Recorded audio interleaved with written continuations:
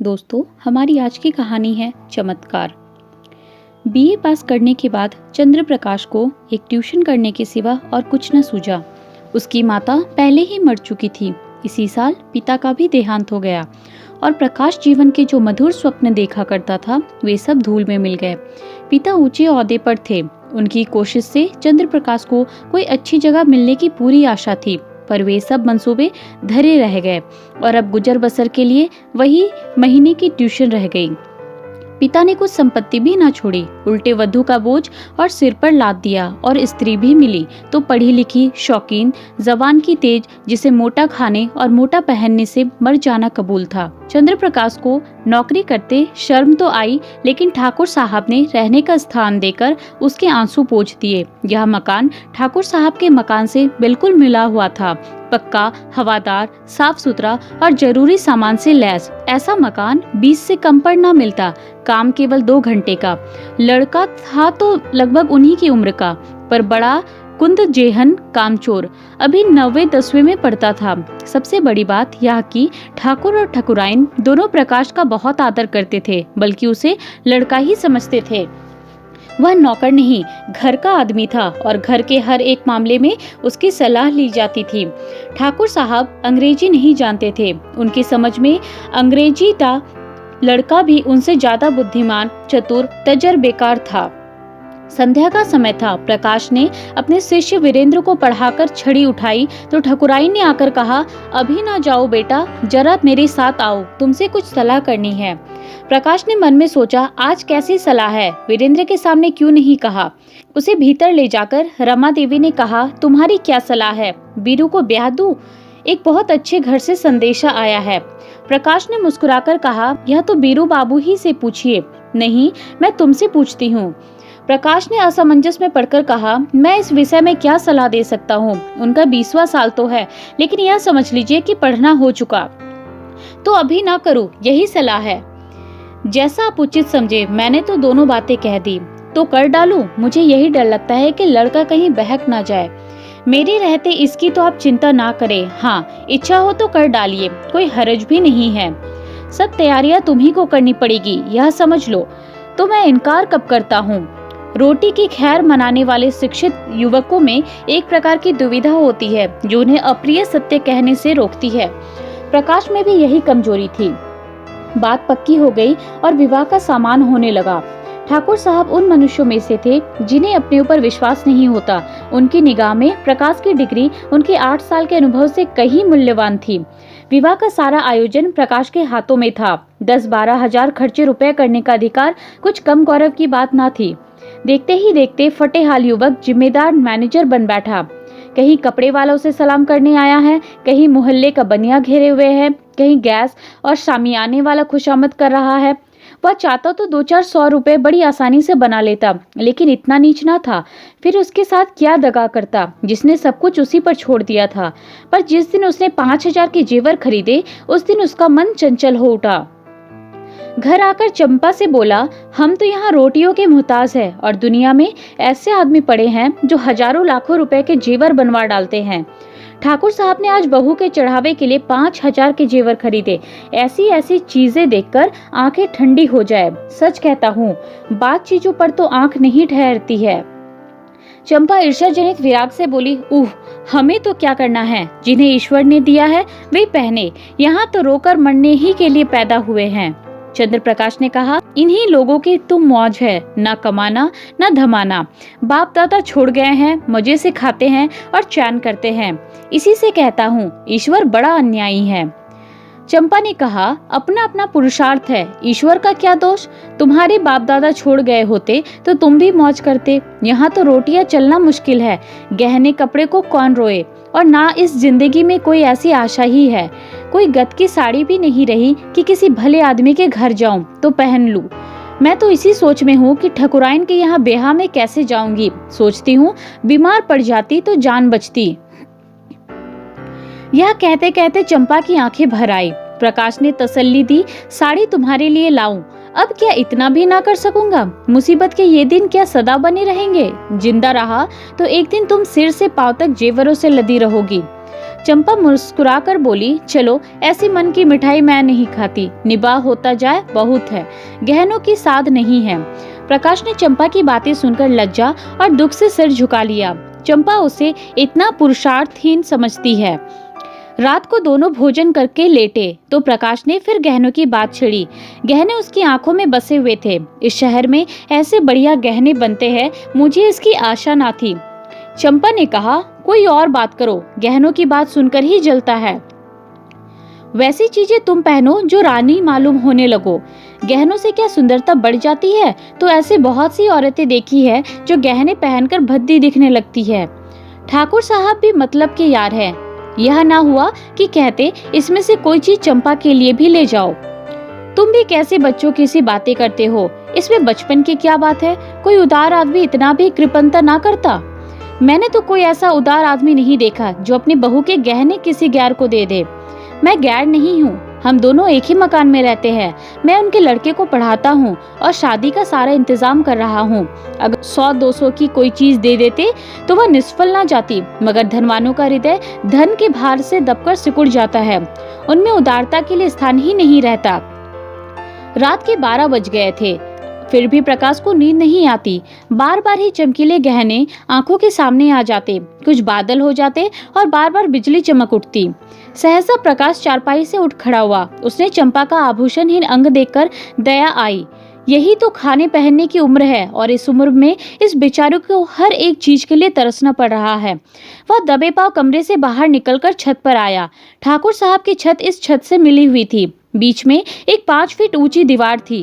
वह दीवार पर चढ़कर ठाकुर साहब की छत पर आहिस्ता से उतर गया। घर में बिल्कुल सन्नाटा था। उसने सोचा, पहले जीने से उतरकर ठाकुर साहब के कमरे में चलूं। अगर वह जाग गए तो जोर से हंसूंगा और कहूंगा, कैसा चरका दिया। यह कह दूंगा, मेरे घर की छत से कोई आदमी इधर आता दिखाई दिया, इसलिए मैं भी उसके पीछे पीछे आया कि देखूं यह क्या करता है। अगर संदूक की कुंजी मिल गई तो फिर फतह है। फिर तो किसी को मुझ पर संदेह ही ना होगा। सब लोग नौकरों पर ही संदेह करेंगे। मैं भी कहूँगा, साहब नौकरों की हरकत है, इन्हें छोड़कर और कौन ले जा सकता है। मैं बेदाग बच जाऊंगा। शादी के बाद कोई दूसरा घर लूंगा, फिर धीरे धीरे एक एक चीज चंपा को दूंगा जिसमें उसे कोई संदेह ना हो। फिर वह जीने से उतरने लगा तो उसकी छाती धड़क रही थी। धूप निकल आई थी। प्रकाश अभी सो रहा था कि चंपा ने उसे जगाकर कहा, बड़ा गजब हो गया, रात को ठाकुर साहब के घर में चोरी हो गई। चोर गहने की संदूकची उठा ले गया। प्रकाश ने पड़े पड़े पूछा, किसी ने पकड़ा नहीं चोर को?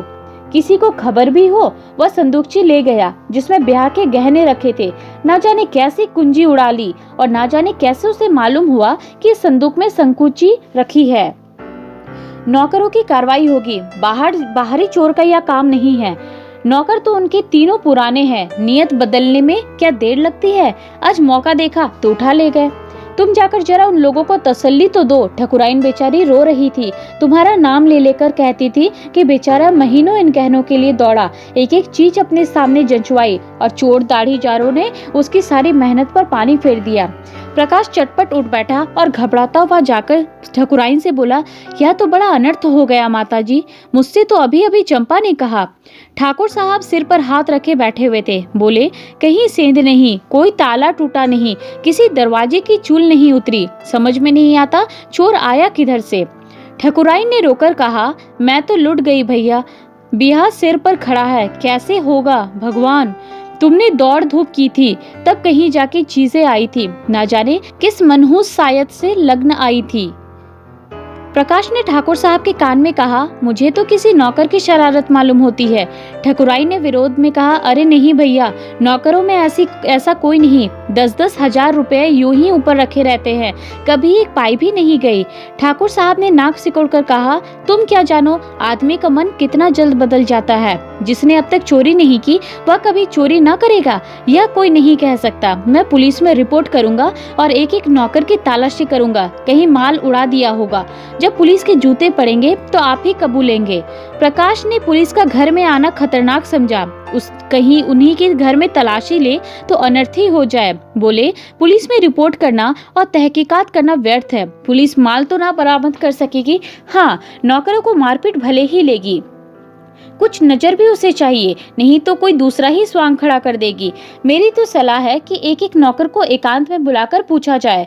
ठाकुर साहब ने मुंह बनाकर कहा, तुम भी क्या बच्चों की सी बातें करते हो प्रकाश बाबू? भला चोरी करने वाला अपने आप कबूलेगा? तुम मारपीट भी तो नहीं करते। हाँ, पुलिस में रिपोर्ट करना मुझे भी फजूल मालूम होता है। माल बरामद होने से रहा, उल्टे महीनों की परेशानी हो जाएगी। प्रकाश ने कहा, लेकिन कुछ ना कुछ तो करना ही पड़ेगा। ठाकुर ने कहा, कोई लाभ नहीं। हाँ, अगर कोई खुफिया पुलिस हो तो चुपके चुपके पता लगावे तो अलबत्ता माल निकल आए, लेकिन यहाँ ऐसी पुलिस कहाँ? तकदीर ठोक कर बैठ रहो और क्या।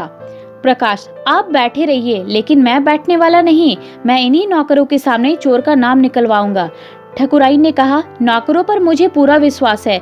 किसी का नाम निकल भी आए तो मुझे संदेह ही रहेगा। किसी बाहर के आदमी का काम है, चाहे जिधर से आया हो, पर चोर आया बाहर से। तुम्हारे कोठे से भी तो आ सकता है। ठाकुर, हाँ, जरा अपने कोठे पर तो देखो, शायद कुछ निशान मिले। कल दरवाजा तो खुला नहीं रह गया। प्रकाश का दिल धड़कने लगा। बोला, मैं तो 10 बजे द्वार बंद कर लेता हूँ। हाँ, कोई पहले से मौका पाकर कोठे पर चला गया हो और वहाँ छिपा बैठा रहा हो तो बात दूसरी है। तीनों आदमी छत पर गए तो बीच में मुंडेर पर किसी के पांव की रगड़ के निशान दिखाई दिए। जहाँ पर प्रकाश का पांव पड़ा था, वहाँ का चूना लग जाने के कारण छत पर पांव का निशान पड़ गया था। प्रकाश की छत पर जाकर मुंडेर की दूसरी तरफ देखा तो वैसा ही निशान वहाँ भी दिखाई दिया। ठाकुर साहब सिर झुकाए खड़े थे, संकोच के मारे कुछ कह ना सकते थे। प्रकाश ने उनकी मन की बात खोल दी। इससे तो स्पष्ट होता है कि चोर मेरे ही घर से आया। अब तो कोई संदेह ही नहीं रहा। ठाकुर साहब ने कहा, हाँ, मैं भी यही समझता हूँ, लेकिन इतना पता लग जाने से ही क्या हुआ? माल तो जाना था सो गया। अब चलो आराम से बैठे, आज रुपए की कोई फिक्र नहीं करनी होगी। प्रकाश ने कहा, मैं आज ही वह घर छोड़ दूंगा। ठाकुर, क्यों? इसमें तुम्हारा कोई दोष नहीं। प्रकाश, आप कहे, लेकिन मैं समझता हूँ कि मेरे सिर बड़ा भारी अपराध लग गया। मेरा दरवाजा 9-10 बजे तक खुला ही रहता है।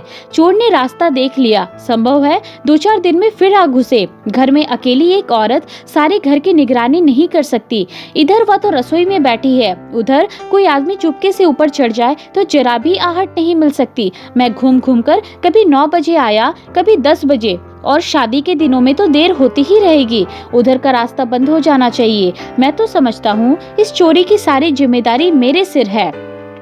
ठकुराइन डरी, तुम चले जाओगे भैया, तब तो घर और फाड़ खाएगा। प्रकाश, कुछ भी हो माताजी, मुझे बहुत जल्द घर छोड़ना ही पड़ेगा। मेरी गलफत से चोरी हुई, उसका मुझे प्रायश्चित करना ही पड़ेगा। प्रकाश चला गया तो ठाकुर ने स्त्री से कहा, बड़ा लायक आदमी है।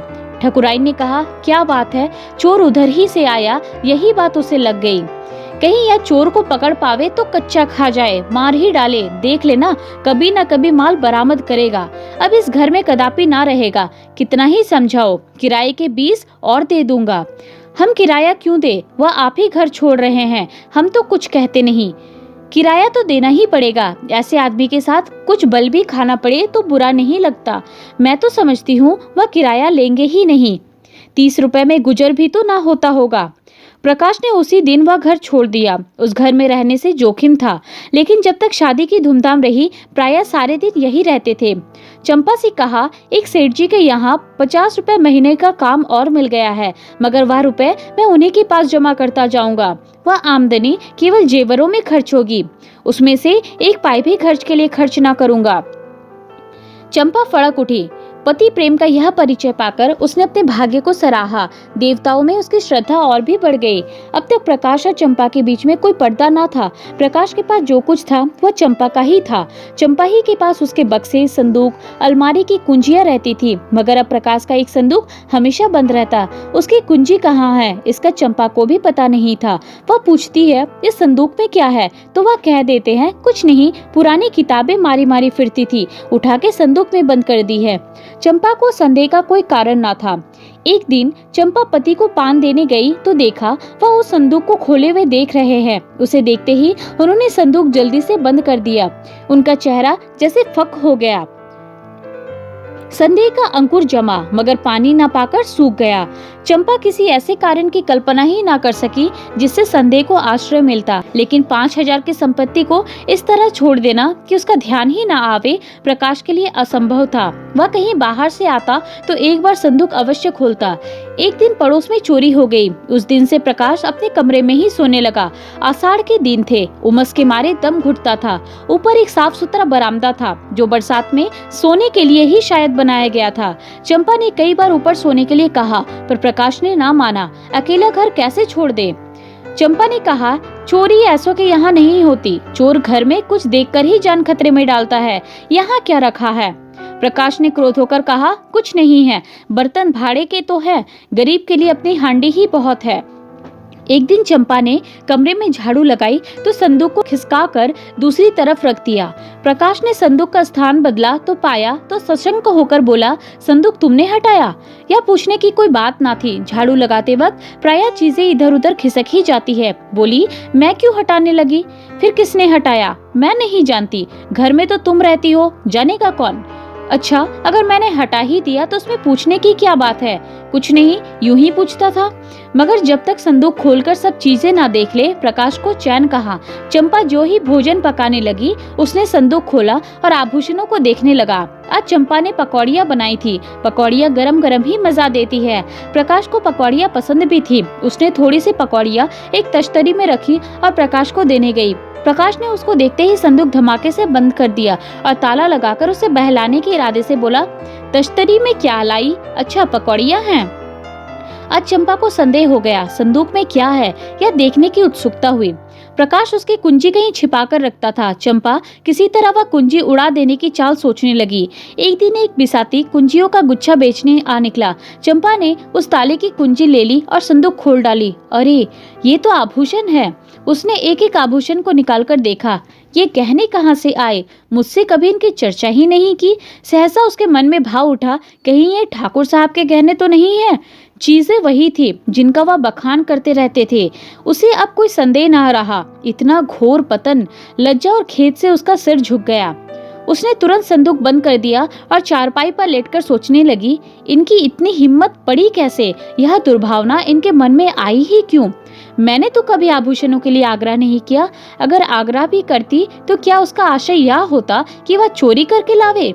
चोरी भूषणों के लिए इनके मन में क्यों इतना दुर्बल हो गया? उसके जी में आया, इन गहनों को उठा ले और ठकुराइनों के चरणों पर डाल दे। उनसे कहे, यह मत पूछिए कि ये गहने मेरे पास कैसे आए। आपकी चीज आपके पास आ गई, इसी से संतोष कर लीजिए। लेकिन परिणाम कितना भयंकर होगा। उस दिन से चंपा कुछ उदास रहने लगी। प्रकाश से उसे वह प्रेम न रहा, न वह मान सम्मान। बात बात पर तकरार होती। अभाव में जो परस्पर सद्भावना थी वह गायब हो गई। तब एक दूसरे के दिल की बात कहता था। भविष्य के मंसूबे बांधे जाते थे। आपस में सहानुभूति थी। अब दोनों ही दिलगीर रहते। कई कई दिनों तक आपस में एक भी बात ना होती थी। कई महीने गुजर गए। शहर के एक बैंक में असिस्टेंट मैनेजर की जगह खाली हुई। प्रकाश ने अर्थशास्त्र पढ़ा था, लेकिन शर्त यह थी कि नकद 10,000 की जमानत दाखिल की जाए। इतनी बड़ी रकम कहाँ से आवे? प्रकाश तड़प तड़प कर रह जाता था। एक दिन ठाकुर साहब से इस विषय में बात चल पड़ी। ठाकुर साहब ने कहा, तुम क्यों नहीं दरख्वास्त भेजते? प्रकाश ने सिर झुकाकर कहा, 10,000 की नकद जमानत मांगते हैं, मेरे पास रुपए कहाँ रखे हैं? अजी, तुम दरख्वास्त तो दो, अगर सारी बातें तय हो जाए तो जमानत भी दे दी जाएगी, इसकी चिंता ना करो। प्रकाश ने स्तंभित होकर कहा, आप जमानत दे देंगे? हाँ हाँ, यह कौन सी बड़ी बात है। प्रकाश घर चला तो बहुत रंजीदा था। उसको यह जगह अब अवश्य मिलेगी, लेकिन फिर भी वह प्रसन्न नहीं है। ठाकुर साहब की सरलता, उनका उन पर इतना अटल विश्वास उसे आहत कर रहा था। उनकी शराफत उसके कमीनेपन को कुचले डालती है। उसने घर आकर चंपा को यह खुशखबरी सुनाई। चंपा ने सुन फौरन मुंह फेर लिया। एक क्षण के बाद बोली, ठाकुर साहब से तुमने क्यों जमानत दिलवाई? प्रकाश ने चिढ़कर कहा, फिर और किससे दिलवाता? यही ना होता कि जगह ना मिलती, रोटियां तो मिल ही जाती। रुपए पैसे की बात है, कहीं भूल चूक हो जाए तो तुम्हारे साथ उनके रुपए भी जाएं। यह तुम कैसे समझती हो कि भूल चूक होगी? क्या मैं अनाड़ी हूँ? चंपा ने विरक्त मन से कहा, आदमी की नीयत भी तो हमेशा एक सी नहीं रहती। प्रकाश थक से रह गया। उसने चंपा को चुभती हुई आंखों से देखा, पर चंपा ने मुंह फेर लिया था। वह उसके भावों के विषय में कुछ निश्चय न कर सका, लेकिन ऐसी खुशखबरी सुनकर भी चंपा का उदासीन रहना उसे विकल करने लगा। उसके मन में प्रश्न उठा, इस वाक्य में कहीं आक्षेप तो नहीं छिपा हुआ है? चंपा ने संदूक खोलकर देख तो नहीं लिया? इस प्रश्न का उत्तर पाने के लिए इस समय वह अपनी एक आंख भी भेंट कर सकता था। भोजन करते समय प्रकाश ने चंपा से पूछा, तुमने क्या सोचकर कहा था कि आदमी की नीयत तो हमेशा एक सी नहीं रहती, जैसे या उसके जीवन या मृत्यु का प्रश्न हो? चंपा ने संकट में पड़कर कहा, कुछ नहीं, मैंने दुनिया की बात कही थी। प्रकाश को संतोष ना हुआ। क्या जितने आदमी बैंकों में नौकर है उनकी नीयत बदलती रहती है? वह बोला। चंपा ने गला छुड़ाना चाहा, तुम जबान पकड़ते हो। ठाकुर साहब के यहाँ इस शादी में तुम अपनी नीयत ठीक नहीं रख सके। 200 रुपए की चीजें घर रखी ली। प्रकाश के दिल से बोझ उतर गया। मुस्कुराकर बोला, अच्छा, तुम्हारा संकेत उस तरफ था, लेकिन मैंने कमीशन के सिवा उनकी एक पाई भी नहीं छुई, और कमीशन लेना कोई पाप नहीं। बड़े बड़े हुक्काम खुले खजाने कमीशन लिया करते हैं।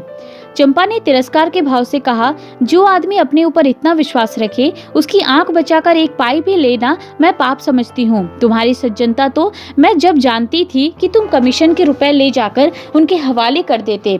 इन 6 महीनों में उन्होंने तुम्हारे साथ क्या क्या सलूक किए कुछ याद है? मकान तुमने खुद छोड़ा, लेकिन वह 20 रुपए महीने देते जाते हैं।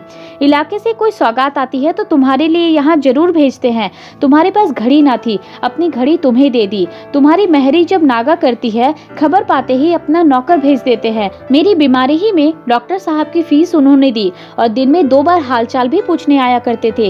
यह जमानत ही क्या छोटी बात है? अपने संबंधियों तक की जमानत तो जल्दी कोई कराता ही नहीं। तुम्हारी जमानत के लिए 10,000 रुपए नकद निकाल के दे दिए। इसे तुम छोटी बात समझते हो? आज तुमसे कोई भूल चूक हो जाए तो उनके रुपए तो जब्त हो ही जाएंगे। जो आदमी अपने ऊपर इतनी दया रखे, उसके लिए भी हमें अपने प्राण देने को तैयार रहना चाहिए।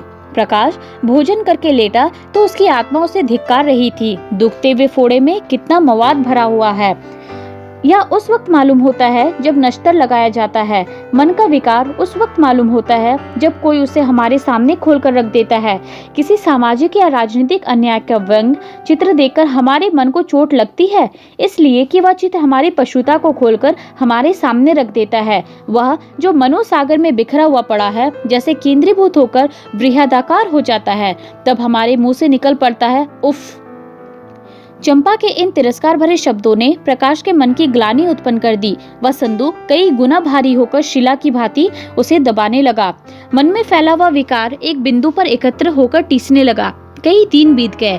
प्रकाश को बैंक में जगह मिल गई। इसी उत्सव में उसके यहाँ मेहमानों की दावत है। ठाकुर साहब, उनकी स्त्री बीरू और उसकी नवेली बहू सभी आए हुए हैं।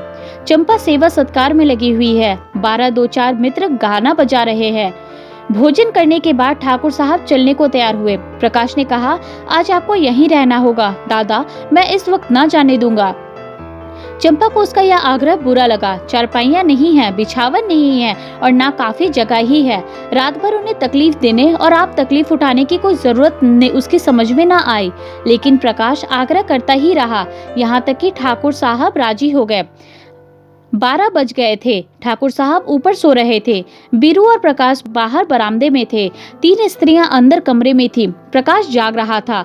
बीरू के सिरहाने उसकी कुंजियों का गुच्छा पड़ा हुआ था। प्रकाश ने गुच्छा उठा लिया, फिर कमरा खोलकर उसमें से गहनों की संदूकची निकाली और ठाकुर साहब के घर की तरफ चल दिया। कई महीने पहले वह उसी भांति कंपित हृदय के साथ ठाकुर साहब के घर में घुसा था। उसके पांव तब भी इसी तरह थरथरा रहे थे, लेकिन तब कांटा चुभने की वेदना थी और आज कांटा निकालने की। तब ज्वार का चढ़ाव था, उन्माद, ताप और विकलता से भरा हुआ। अब ज्वार का उतार था, शांत और शीतल। तब कदम पीछे हटता था, आज आगे बढ़ रहा था। ठाकुर साहब के घर पहुंचकर उसने धीरे से बीरू का कमरा खोला और अंदर जाकर ठाकुर साहब की खाट के नीचे संदूकची रख दी। फिर तुरंत बाहर आकर द्वार से धीरे से द्वार बंद कर दिया और घर को लौट पड़ा। हनुमान संजीवनी बूटी वाला धवल गिर उठाए। जिस गर्वीले आनंद का अनुभव कर रहे थे वैसा कुछ ही आनंद प्रकाश को भी हो रहा था। गहनों को अपने घर ले जाते समय उसके प्राण सूखे हुए थे, मानो किसी गहरी अथाह खाई में गिरा जा रहा हो। आज संदूकची को लौटाकर उसे मालूम हो रहा था जैसे वह किसी विमान पर बैठा हुआ आकाश की ओर उड़ा जा रहा है, ऊपर और ऊपर। वह घर पहुंचा तो बीरू सोया हुआ था। कुंजी उसने सिरहाने रख दी। ठाकुर साहब प्रातः चले गए। प्रकाश संध्या समय पढ़ाने जाया करता था। आज वह अधीर होकर तीसरे ही पहर जा पहुंचा। देखना चाहता था वहां आज क्या गुल खिल रहे हैं। वीरेंद्र ने उसे देखते ही खुश होकर कहा, बापूजी, कल आपके यहाँ की दावत बड़ी मुबारक हो। जो गहने चोरी हो गए थे सब मिल गए। ठाकुर साहब भी आ गए और बोले, बड़ी मुबारक दावत थी तुम्हारी। पूरा संदूक का संदूक मिल गया, एक चीज भी नहीं छुई, जैसे केवल रखने के लिए ही ले गया हो। प्रकाश को इन बातों पर कैसे विश्वास आए जब तक वह अपनी आंखों से संदूक न देख ले। कहीं ऐसा भी तो हो सकता है कि चोरी गया हुआ माल 6 महीने के बाद मिल जाए और ज्यों का त्यों। संदूक को देखकर उसने गंभीर भाव से कहा, बड़े आश्चर्य की बात है, मेरी बुद्धि तो कुछ काम नहीं करती। ठाकुर ने कहा, किसी की बुद्धि काम नहीं करती भाई, तुम्हारी ही क्यों। बीरू की माँ कहती है कोई दैवी घटना है। आज मुझे भी देवताओं में श्रद्धा हो गई। प्रकाश, अगर आंखों देखी बात ना होती तो मुझे तो कभी विश्वास ही ना आता। ठाकुर, आज इसी खुशी में हमारे यहाँ दावत होगी। प्रकाश, आपने कोई अनुष्ठान तो नहीं कराया था। ठाकुर, अनुष्ठान तो 20 ही कराए। प्रकाश, बस अनुष्ठान की ही करामात है। घर लौटकर प्रकाश ने चंपा को यह खबर सुनाई तो वह दौड़कर उसके गले से लिपट गई और ना जाने क्यों रोने लगी, जैसे उसका बिछड़ा हुआ पति बहुत दिनों के बाद घर आ गया हो। प्रकाश ने कहा, आज हम उनके यहाँ हमारी दावत है। मैं कल 1000 कौंगलों को भोजन कराऊंगी।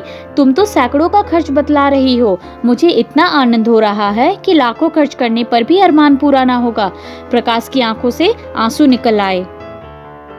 बस आज की कहानी इतनी ही थी। दोस्तों, अगर आपको मेरी स्टोरी पसंद आ रही है तो आप मेरे चैनल को लाइक, शेयर और सब्सक्राइब करें। धन्यवाद।